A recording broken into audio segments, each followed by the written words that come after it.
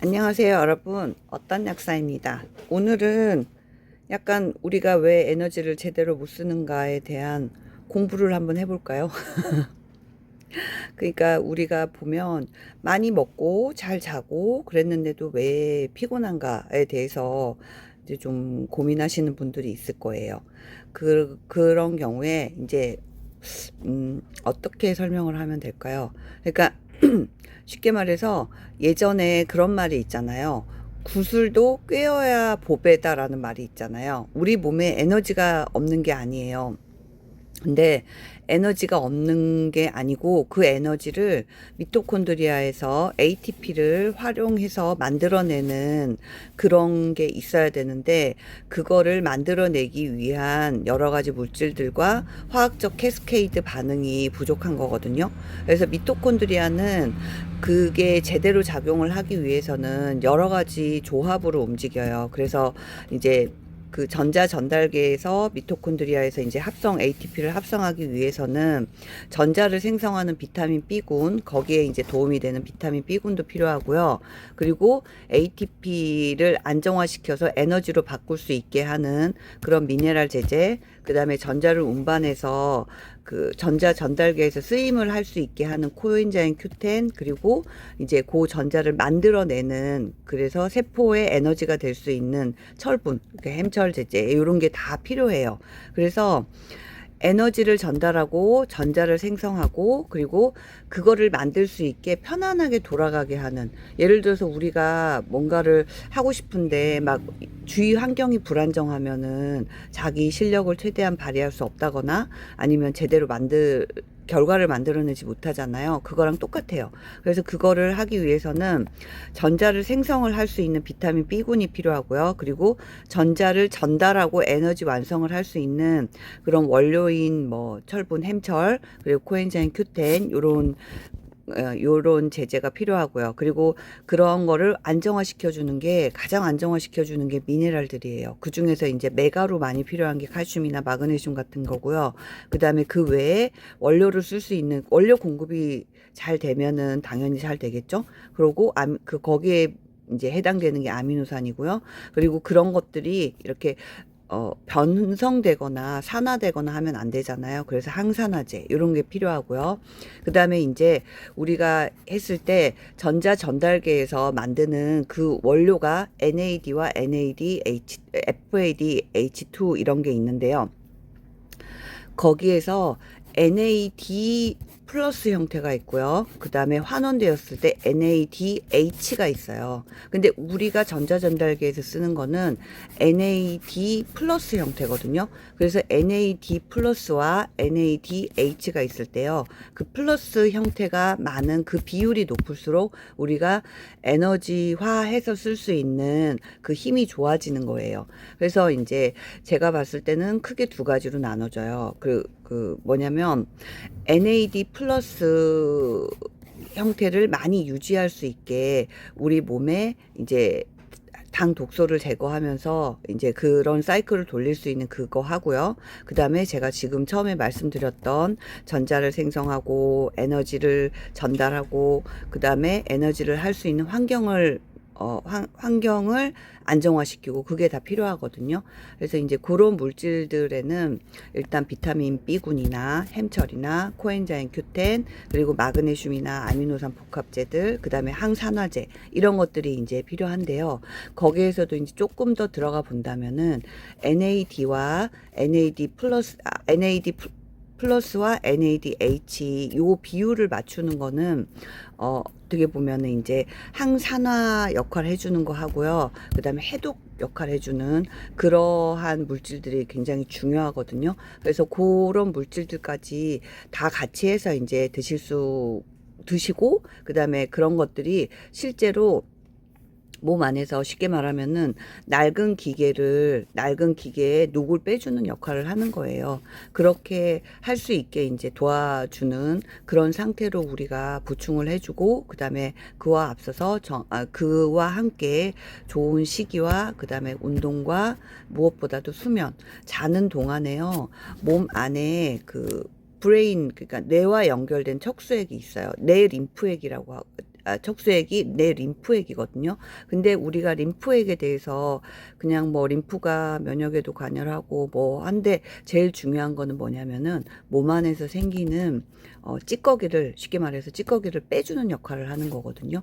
그거를 고여 있다가 밖으로 빼주는 역할을 하는데, 밤에 우리가 잠을 자지 않으면은 그 뇌 림프액이 충분히 작동을 해서 몸 안에 있는 쓰레기 수거를 쭉 해서 밖으로 빼낼 수가 없어요. 그러니까 예를 들어서 우리가 이렇게 아침에 일어나 보면 아주 이른 새벽에 청소 하시는 그런 분들이 고맙게도 우리 생활 곳곳에 있는 쓰레기들을 다 수거를 해서 깨끗한 환경으로 다시 만들어 주시잖아요. 우리 몸 안에 있는 림프는 전체적인 몸에서 그런 역할을 하고요. 뇌에 있는 뇌 림프액은 그 뇌에 있는 자는 동안에 돌아가는 그 속에서 이제 찌꺼기들을 빼서 밖으로 배출해주는 그런 역할을 하는 거예요. 그래서 우리가 수면과 섭생과, 그리고 아무리 수면과 섭생이 좋아도요, 우리가 먹을 수 있는 것들의 한계가 있어요. 현대인들의 먹을거리에는. 그래서 우리가 이제 뭐 우리가 산에 들어가서 정말 본격적으로 좋은 거를 먹고 좋은 거를 하고 이렇게 하지 못하는 한, 이제 뭐 비타민 B군이라든지 햄철이라든지 코엔자임 Q10이라든지 뭐 다른 아미노산 단백질, 요즘 이제 핫하게 막 많이들 드시는 알부민도 거기에 포함이 되는데요. 이제 이런 제품들을 막 드시다 보면은 얘네들이 충돌을 할 수도 있고, 그리고 이제 어떤 게 우선순위인지를 사실은 잘 모르셔요. 그래서 이제 저 같은 약사들이 사실은 필요하거든요. 이제 저같이 이렇게 약국이나 약사가 되고 나서부터 거의 20년 넘게 30년 가까이 계속해서 우리 몸을 건강하게 하는 그 물질들에 대해서 되게 연구라고 하기까지는 그렇지만 관심을 가지고 지속적으로 공부를 하고, 그리고 이제 많은 분들의 임상을 바탕으로 해서 우선순위를 정할 수 있는 그런 많은 전문가 분들이 계신데요. 제가 봤을 때는 그래도 가까운 약국에 가셔서 약사들과 좀 상담을 하시는 게 좀 더 도움이 되지 않나? 왜냐하면 정보와 제품은 넘치는데요. 그 우선순위를 일반인인 우리가 정확하게 이렇게 딱 정해가지고 하기가 쉽지는 않아요.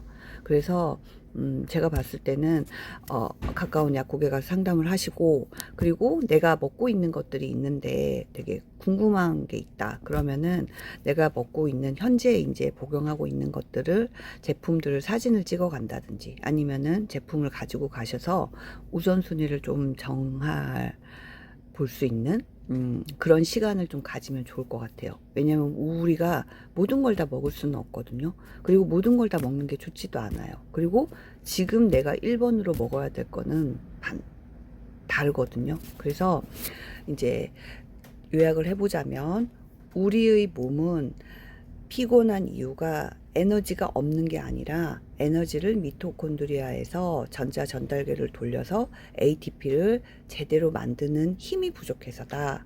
그리고 그 힘을 이제 충족시켜서 잘 돌리는 거에는 여러 가지 물질들이 필요한데, 거기에 대한 게 뭐 비타민 B군이라든지 마그네슘이라든지 코큐텐이라든지 햄철 같은 그런 전자를 만들어서 완성하는 그런 물질들이 필요하고, 그리고 그 물질을 잘 받아들일 수 있는 몸의 환경을 만들어 주는 것도 굉장히 중요하다.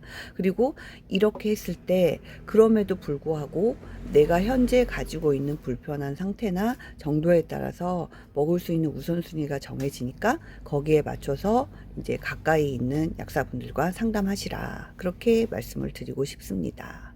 네, 오늘 저희 얘기가 약간 두루뭉실하고 대체적인 얘기였다고 생각이 되실 수 있겠지만, 그냥 내 몸이 안 먹어서 피곤한 게 아니라 전자 전달계를 돌아서 ATP를 만들어야 되는데 그걸 제대로 못 만들어서 내가 피곤한 거구나.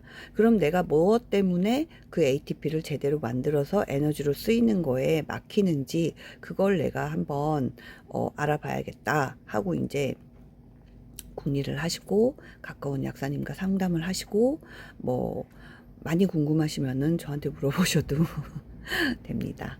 해서 해보시면 실질적인 건강과 그 다음에 우리가 저속노화라는 말 많이 하잖아요. 저속노화가 별게 아니에요.